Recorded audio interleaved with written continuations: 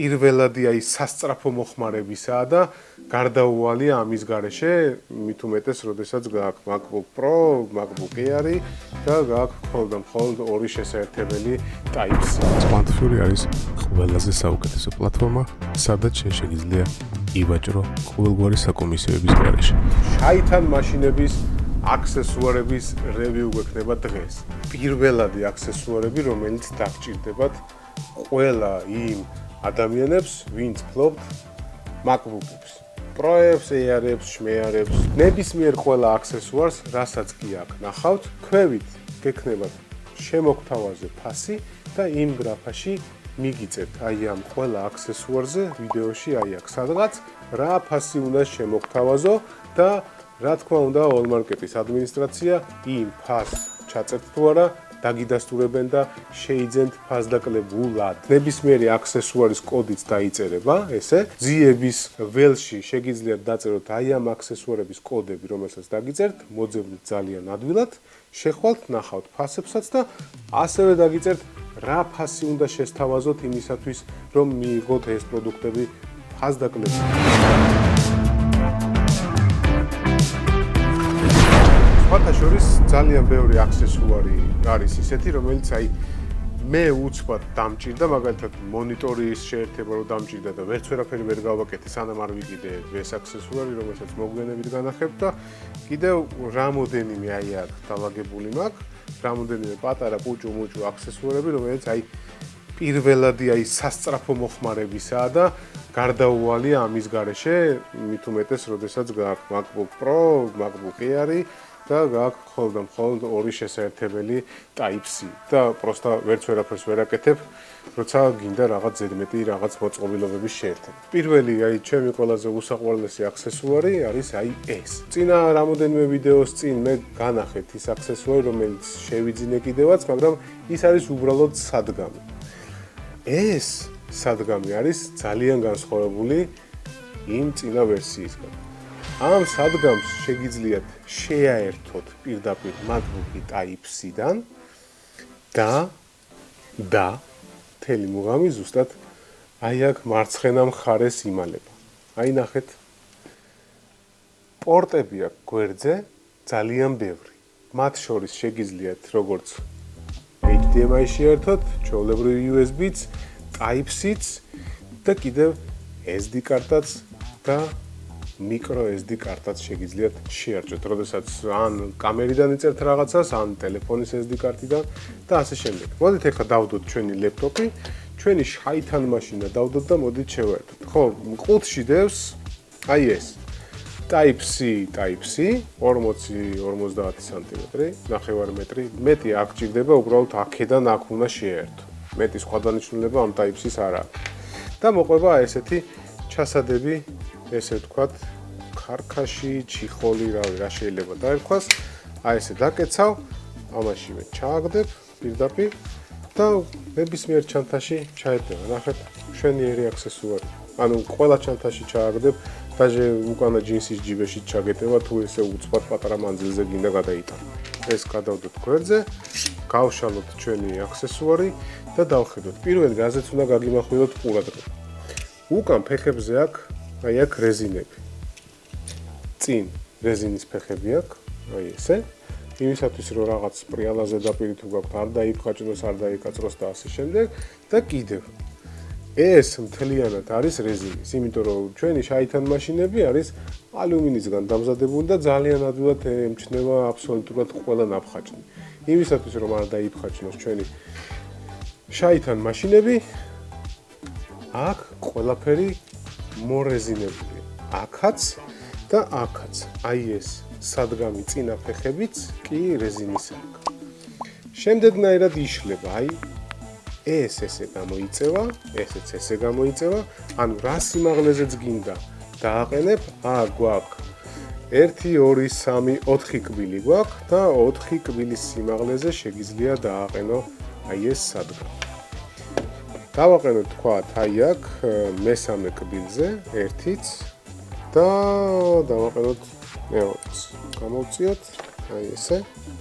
დავდგა ჩვენი ლეპტოპი. ამ სადგამის მუღამი რა არის? ანუ თქვენი ლეპტოპის ეკრანი ზუსტად აი ესე თვალის სიმაღლეზე შეგიძლიათ აწიოთ. ანუ შეგიძლიათ კიდევ უფრო მეტად აწიოთ. აი თქვათ, იწევა თქვენი ლეპტოპის ეკრანი და ზუსტად თვალის სიმაღლეზე შეგიძლია დააყენოთ. მე ვარჩევ ხოლმე ცოტა დაბლა დავწიე, იმიტომ რომ ასაკრეფად ხელები უფრო აი ესე გაქვს მოკეცილი. ამიტომ მე მომწონს, როდესაც არც იქით არის, არც აქეთ, არც ძალიან მაღლა ეკრანი, არც ძალიან დაბლა. თქვათ, დავაყენოთ აი ამ მეორე კბილს. დავდოთ ჩვენი ლეპტოპი და ხელებისთვისაც ძალიან მომსვენოა, უკვე ნაკლებად იხრება. შევაერთოთ ჩვენი სადგამი. აი ესე, შეერთებულია ჩვენი ლეპტოპი უკვე და აქ უკვე შესაძლებლობა გვაქვს აი აქეთ ამ მხარეს. თქვათ, აი ესე შევხედოთ. აი აქ თუ დააგვირდებით, უკვე მზად გვაქვს ყველა პორტი აბსოლუტურად, ნებისმიერი რაღაცის შეერთება შეგვიძლია აი აქ. მოდით ახლა გადავხედოთ ახლოდან ამ პორტებს. დავკეცოთ, აი ესე, მოიკეცა, უცბად ძალიან მარტივად ყველაფერი სწრაფად. აქეთ გვაქვს Type-C, ჩანს ხო? აი აქ გვაქვს Type-C პორტი, რომელსაც ვაერთოთ პირდაპირ ლეპტოპში და შემდეგ გვაქვს USB პორტები. ორი ცალი USB პორტი აქეთ და გვაქვს HDMI პორტი. სიჩქარე ამ USB პორტების არის 5 GB. შემდეგ გვაქვს HDMI პორტი. ჩვეულებრივი მთლიანი HDMI არ არის არც მიკრო, არც არაფერი, ჩვეულებრივი დიდი HDMI პორტი გვაქვს და გვაქვს აგერ micro SD და ჩვეულებრივი SD კარტის შესაერთებელი. ძალიან დიდი პლუსია, ვისაც ფოტოებზე, ვიდეოებზე უწევს მუშაობა, ეს არის პირდაპირ მისწრება. აღარ გჭირდება ანუ ზედმეტი სხვა რაღაც გადამყვანების მიერთება, პირდაპირ სადგამზე დადგავ, როდესაც სახლში ხარ, რა თქმა უნდა, ეს არის სახლისთვის განკუთვნილი სადგამი. ან თუ რაღაც სხვაგან გახვედი ან მაგიდაზე დასადებად გინდა ლეპტოპი, ზუსტად ეს არის მისწრება. შემდეგი ჩვენი აქსესუარი. ესეც, რა თქმა უნდა, უგრინისა და ეს არის ჩვეულებრივი docking station-ი, რომელსაც მოყვება კვების ბლოკიც. MacBook-ის შეერთებისას შეგვიძლია აქედანვე გავუშვათ მეორე კაბელი HDMI-დან, რომელიც 4K 60 FPS-ით შეგიძლია გაუშვა მონიტორზე. სხვათა შორის ძალიან ბევრი პრობლემები არსებობს MacBook-იდან, როდესაც მონიტორში აერთებ იმ მონიტორებთან, რომელსაც power delivery-ს არ აწვდის ჩვენს MacBook-ებს. პრობლემებია ხოლმე. დონგლების საშუალებით, როდესაც ანუ თქვათ, აქედან გამოყავს რაღაც დონგლი და იქ შესაერთებელი გააქვს შენ HDMI კაბელის და აქედან აერთებ მონიტორზე HDMI-ით. მონიტორზე რეალურად ჩვენი MacBook-ები ძალიან დაბალ ჰერცებს იჭერენ, ანუ სიხშირეებს, დაახლოებით 25-30 ჰერცზე მუშაობენ და აი ეს რაღაც ეკრანი და მაუსი კანკალებს და რაღაც პარალიჩები ემართება. ამიტომ ან უნდა შეიძინოთ ჩვეულებრივი კაბელი, რომელიც პირდაპირ არანაირი დონგლის გატარებით პირდაპირ ერთდება აი აქ Type-C-ზე და მერე შედის HDMI-ზე, ან ის კაბელი უნდა იყიდოთ, რომელსაც ასევე განახებთ კიდევაც ცალკე მაქვს გადადებული, ან ნუ აი ეს. ეს არის ძალიან მაგარი dock station-ი MacBook-ებისთვის. აქეთ თუ დააგვირდებით, აქაც აქვს რეზინა, აქაც რეზინა, იმისათვის რომ არ დაიფხაჭროს ჩვენი სექტბუკები, შაქთან მაშინები, MacBook-ები, ესე ვთქვათ. და ეხლა ნახოთ რა კონექტორები მოყვება თავისი დენში შესაერთებელი მოწყობილობა, ცალკე კვების ბლოკი მოყვება. აი ესეც ჩვენი კვების ბლოკი. პორტების რაოდენობა აქ ოხრად გვაქვს, აი პროსტა სად წაიგებთ ამდენ პორტს არ ვიცი, ყველაფერს შეერთებთ, აი რაც გინდა იმას შეერთებ, იმდენი პორტი. შეხედეთ. RJ45 პორტი, რომლის მეშვეობით მექანიკურად შეგიძლიათ შნურის მეშვეობით მიაწოდოთ ინტერნეტი. იმ შემთხვევაში თუ არ გაქვთ სადმე Wi-Fi ისეთ ადგილას მოხვდით და მხოლოდ კაბელებით არის გაყვანილი ოფისი, შეგიძლიათ პირდაპირ RJ პორტით მიაწოდოთ ინტერნეტი. შემდეგ მოდის SD კარტის შესაერთებელი, ანუ შესარჭობი, ჩვეულებრივი SD და micro SD. შემდეგ მოდის უკვე Type-C კაბელი, Type-C ჯეკი. შემდეგ მოდის 3 ცალი USB, ანუ სწრაფი USB პორტები გვაქვს აი აქ, USB 3.0 პორტები გვაქვს, 3 ცალი. აქ დაჟე გვაქვს მონიტორის შესაერთებლებიც, აი ეს, ერთი ჩვეულებრივი ძველი მონიტორის შესაერთებელიც გვაქვს და შემდეგ გვაქვს უკვე კიდევ HDMI პორტი, რომელიც გაძლევს 4K 60 FPS ამ HDMI პორტის მეშვეობით. და შემდეგ კიდევ გვაქვს USB Type-C. აი აქ უკვე შეგვიძლია მივაერთოთ power delivery. აქეთ ჩვენ გვაქვს უკვე კვების მისაწოდებელი თავისი და აქეთ გვაქვს 3 და 5 მმ-იანი ჯეკი, იმისათვის რომ შევაერთოთ ყურსასმენი, მიკროფონი და ასე შემდეგ. რა თქმა უნდა, ჩვენ MacBook-ებზე გვაქვს აქ ერთი ცალი ჯეკი, ეს არის კომბინირებული. იმ შემთხვევაში, თუ თქვენ აქ აერთებთ ყურსასმენებს, მაშინ არ გექნებათ შესაძლებელი, თქვათ, ესე ვთქვათ, რაღაც მიკროფონის. ან უნდა შეერთოთ headset-ებით, რომელსაც ზედვე აქვს მიკროფონის და ყურსასმენიც ერთ კომბინირებულ ჯეკში, მაგრამ თუ სხვადასხვა გინდათ ორივე რომ შეერთოთ ცალ-ცალკე, მაშინ აი ეს დაგეხმარებათ. ჩვეულებრივი 3 და 5 მმ-იანი ჯეკი. ძალიან კარგი гаджеტია. აი ესე იდება ჩვენი ლეპტოპი, აი ესე დაიდება. აი ასე და შეერთებთ პირდაპირ აი აქ. და შემდეგ უკვე ერთი Type-C-ის მეშვეობით გაიყვანთ რასაც გინდათ და შეერთებთ და მიერთებთ აბსოლუტურად ნებისმიერ აქსესუარს, რაც კი მოგესურვება. კარგი საქმე უნდა ვაკეთოთ ჩემო ძმაო, აბა როგორ გინდა. მაუსი. ეს ორი ძალიან პუსკუნა და პუჭურა და პატარა ლამაზ-ლამაზი მაუსები, სხვათა შორის საერთოდ უხმოა. არანაირი ხმა არ აქვს აბსოლუტურად. ეს ორი მშვენიერი მაუსი ძალიან ესეთი პატარაა, ხელშიც ძალიან კარგად ძის. აი მაგიდაზე გვერდულად თუ შეხედოთ, აი ესეთი დაფარვა აქვს ხელზე. აი ესე ზის ხელში. აი ნაცრისფერი. ორი ვარიანტია, ნაცრისფერი და შავი. მე უფრო ნაცრისფერი მაუსი მომწონს. ანუ ფერს უფრო მიესადაგება ჩვენი მაუსი. ესეც რა თქმა უნდა იუგრინისაა და ეს მხარე არის მაგნიტზე დამაგრებული, აი თუ დააკვირდებით, აი ამას ააძროთ просто. ერთადერთი ელემენტი იჯდება შიგნით და ეს ელემენტი ყოფნის, რა ვიცი, 6 თვე, ალბათ 1 წელი, არ ვიცი, მაუსმა რა უნდა დასვას. და აქ გვიდევს ჩვენი USB dongle. ანუ მისაერთებელი dongle ქვია, ბევრს კომენტარში ეწერა dongle რა არის, dongle ქვია, რა უქნა, სხვა რაღაცა არ ვიცი. ეს არის ოფიციალურად დასახელება dongle. ნებისმიერ ესეთ მოწყობილობას, რომელსაც USB-ით აერთებ, აი ესე Bluetooth-ი, Wi-Fi რაღაცა dongle-ებია ყველა. ეს dongle გვიდევს ჩვენ აქ. აქ ჩავდებთ ელემენტს და დავახურებთ აი ამ მაუსს. რაღაცა ასაწყობი მაუსი, Lego-s მაუსი ვითარ.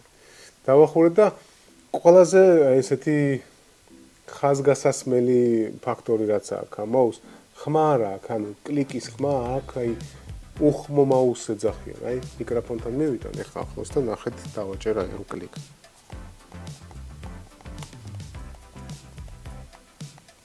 ვაფშე არა. აქ ჩვეულებრივი მაუსი არ დევს ერთი წუთით.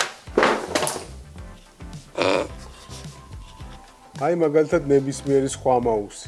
ხმა ამ მაუსს. გესმით ხო? ეხლა შევადაროთ ამ მაუსის ხმა.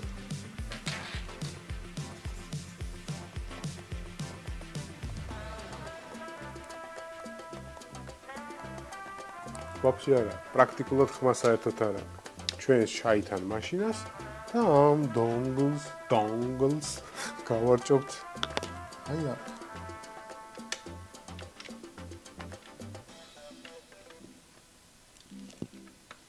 всё, მაუსი გვექნება უკვე ჩვეულებრივად ჩვენს ლეპტოპებში. ისე რომ იცოდეთ, მეტროებში და მიწისქვეშა გადასასვლელებში ნაყიდი მაუსები გაცილებით ძვირი გიждდებათ ვიდრე ეს მაუსი და გაცილებით უფრო ცოტა ხანი ძლებს ვიდრე ეს მაუსი.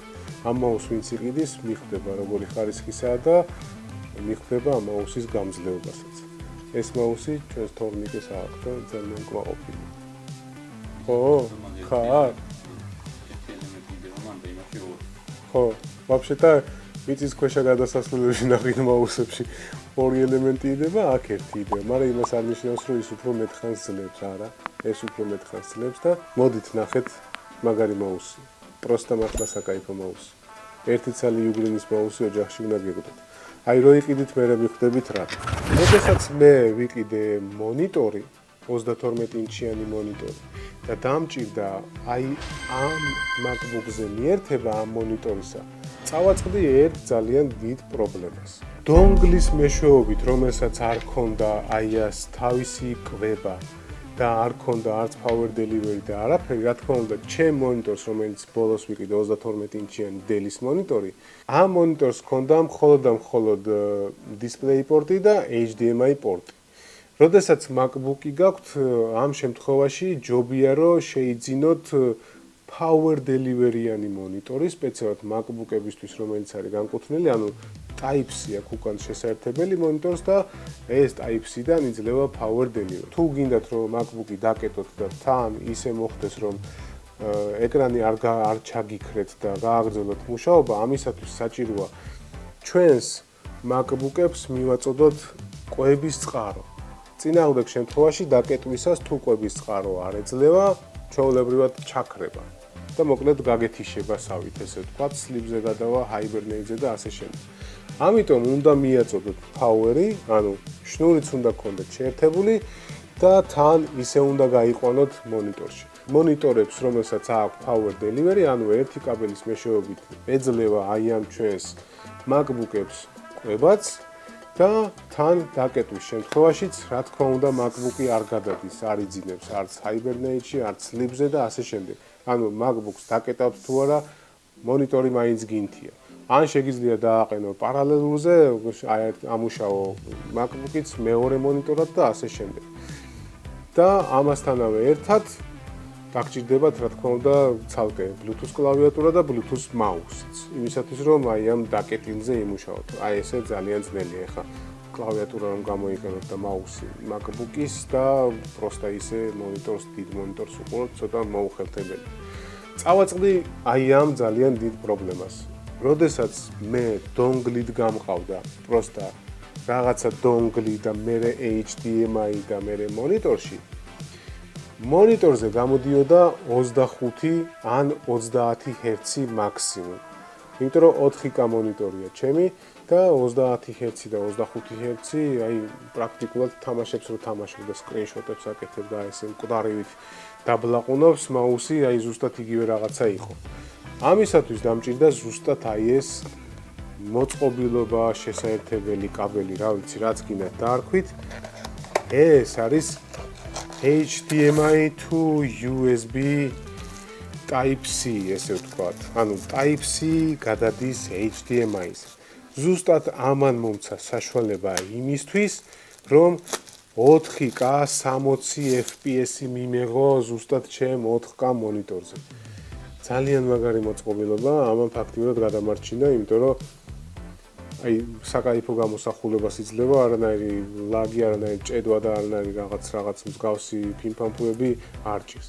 აქ ჩაშენებულია შიგნით სპეციალური პლატა, ესე ვთქვათ, სქემა სპეციალური, რომელიც ამ სიგნალს აძლიერებს და გადადის უკვე 60 FPS-ში ნაცვლად იმ კანკალა და ცახცახა 30 და 25 FPS-იანი.